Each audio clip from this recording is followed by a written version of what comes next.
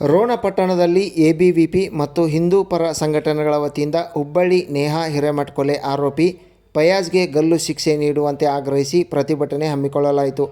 ಪಟ್ಟಣದ ಸಿದ್ದಾರೂಢ ಮಠದಿಂದ ಪ್ರತಿಭಟನೆ ರ್ಯಾಲಿ ಪ್ರಾರಂಭಗೊಂಡು ಪಟ್ಟಣದ ಸೂಡಿ ವೃತ್ತ, ಮುಲ್ಲಾನಬಾವಿ ವೃತ್ತ ಸೇರಿದಂತೆ ಪ್ರಮುಖ ಬೀದಿಗಳಲ್ಲಿ ಸಂಚರಿಸಿ ನಂತರ ಈ ಕುರಿತು ತಹಸೀಲ್ದಾರ್ ಅವರಿಗೆ ಮನವಿ ಸಲ್ಲಿಸಲಾಯಿತು. ಪ್ರತಿಭಟನೆಯಲ್ಲಿ ಕಾಲೇಜು ವಿದ್ಯಾರ್ಥಿನಿಯರು, ಸಂಘಟನೆಯ ಮುಖಂಡರು, ಸದಸ್ಯರು ಪಾಲ್ಗೊಂಡಿದ್ದರು. ಆಗಾಗ ಒಂದೊಂದು ರೂಪದಲ್ಲಿ ಮರಕಳಿಸ್ತಾ ಇದೆ. ಇದಕ್ಕೆ ಕಾರಣವನ್ನ